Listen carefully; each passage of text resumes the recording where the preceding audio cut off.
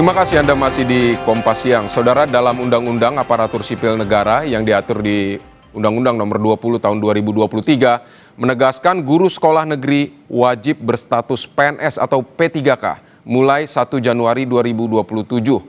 Guru non-ASN dilarang mengajar di sekolah negeri dengan masa transisi hingga 31 Desember 2026.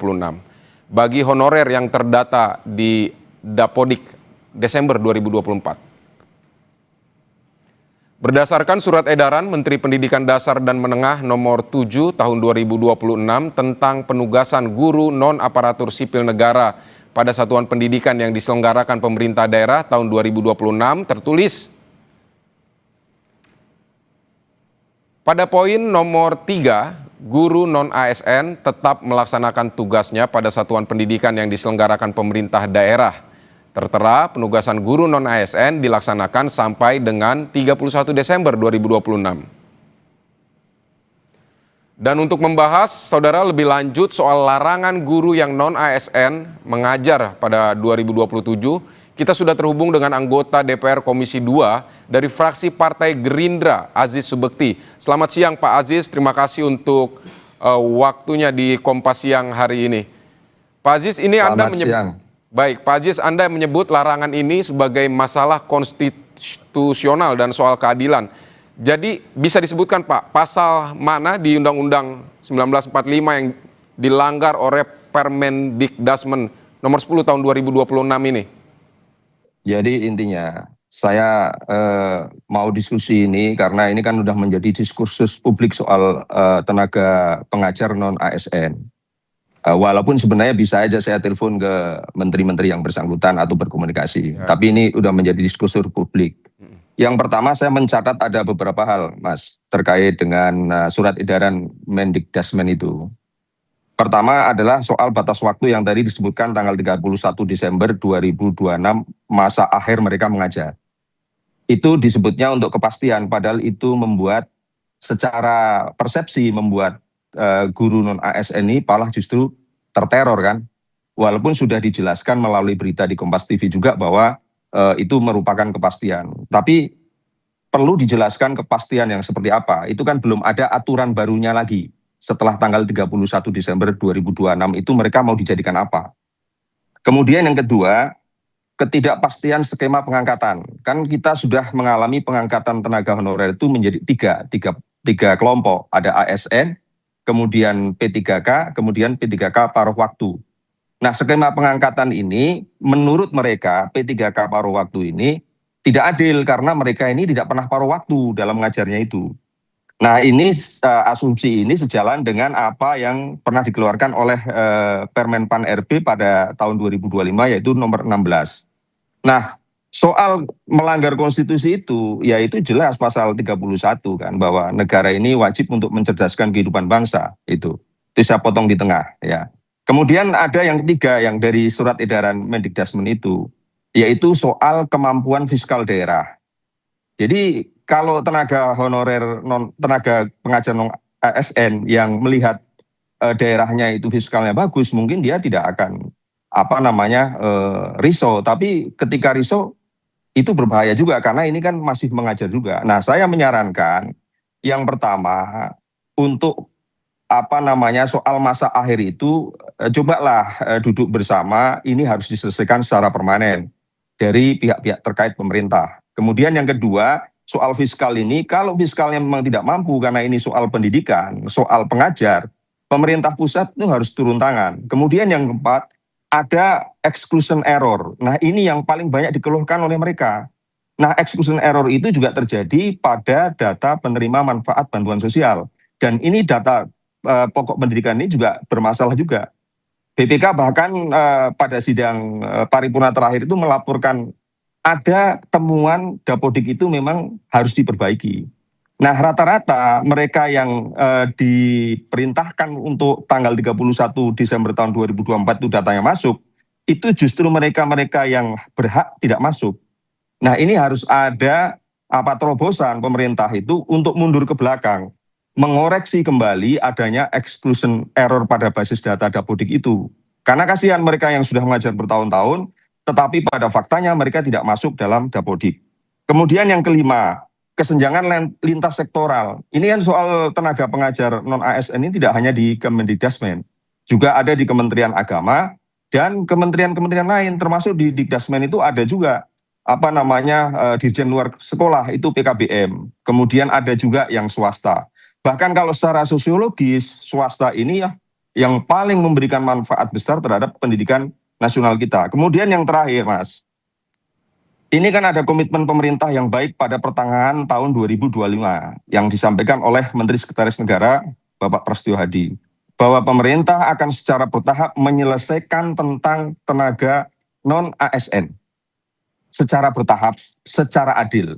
Nah, komitmen ini kan harus disambut, gayung bersambut oleh aparat-aparat yang di bawahnya, oleh kementerian-kementerian terkait yang ada di dalamnya adalah mengurus tentang pendidikan. Khususnya masih dibantu oleh mereka-mereka yang tenaga pengajar non-ASN. Saya kira itu, Mas. Baik, Pak, tadi Anda menyebutkan soal kepastian. Lalu menurut Anda kepastian untuk nasib mereka harusnya seperti apa, Pak?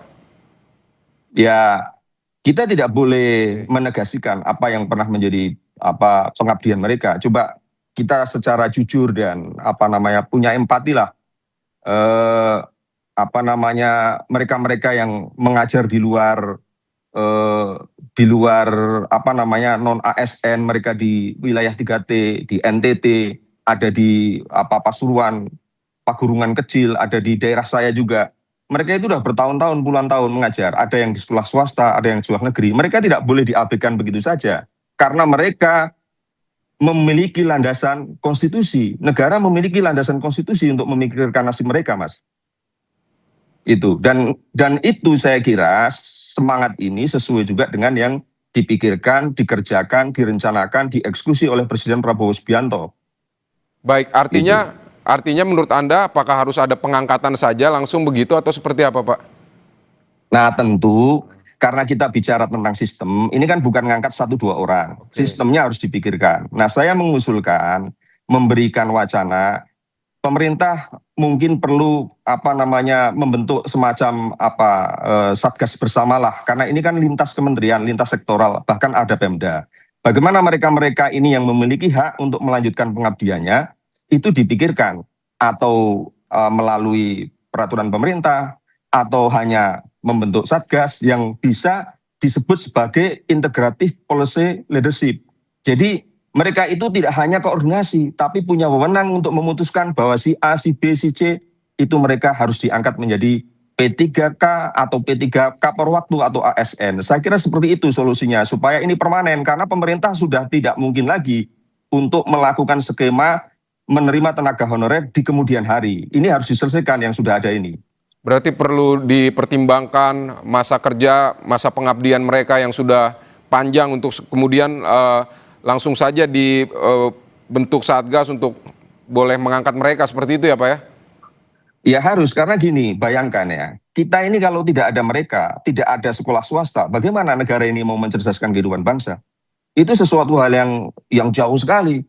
Bahkan kita ini berhutang kepada mereka-mereka yang itu disebutnya 150.000 per bulan. Mereka tetap datang ke sekolah dengan semangat mereka. Masa negara mau diam? Masa kita termasuk saya ini mau diam? Ya nggak bisa. Ini harus diperjuangkan, apapun alasannya.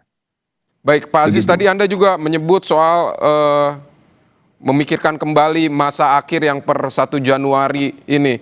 Nah, menurut Anda sampai kapan idealnya? Ya secepatnya, karena kan gini, kalau saya ini terganggu dengan situasi seperti Anda misalkan, Mas, itu kan bisa mengelola. Kalau ini guru terganggu dengan situasi hidup, berbahaya. Dan bahayanya terganggu mereka itu bahaya bagi anak didik. Dan itu akan berakibat besar. Karena yang kita bicarakan ini, kalau menurut klaim dari Kementerian Pendidikan Dasar Menengah, itu ada 200.000 lebih. Dan mereka sudah menjamin melalui rilis yang ada di kompas.com itu, bahwa dia tidak akan merumahkan. Tetapi tidak akan merumahkannya itu kan harus ada aturannya. Seperti apa? Apakah mereka akan ditransfer menjadi P3K atau yang lainnya? Yang sesuai dengan apa yang disebutkan dalam undang-undang tadi. Saya kira itu yang harus dipikirkan sekarang. Jadi jangan sampai berlarut-larut. Ini semua saya yakin bisa diselesaikan, dan saya menghimbau juga kepada teman-teman honorer untuk nggak usah lah turun-turun ke jalan seperti dulu.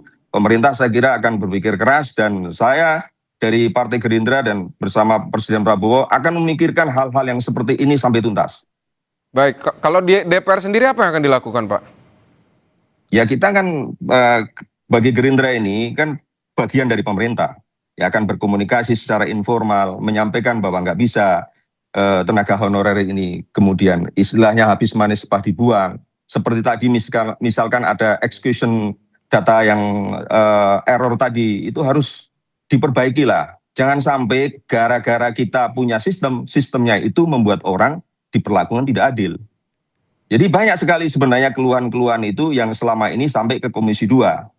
Ya, kebetulan ini terjadi di Kementerian Pendidikan Dasar dan Menengah, bukan mitra Komisi 2, tapi secara keseluruhan tenaga honorer itu kan memang harus diselesaikan, nggak boleh berlarut-larut, dan tidak boleh main-main mengganti data, misalkan kebijakan namanya di daerah itu kadang-kadang tidak sesuai dengan yang diharapkan di pusat, itu nggak boleh lah, itu adalah hak orang.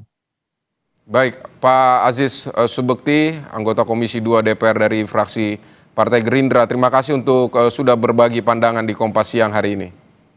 Terima kasih Mas, terima kasih banyak. Salam untuk para guru-guru non-ASN. Baik.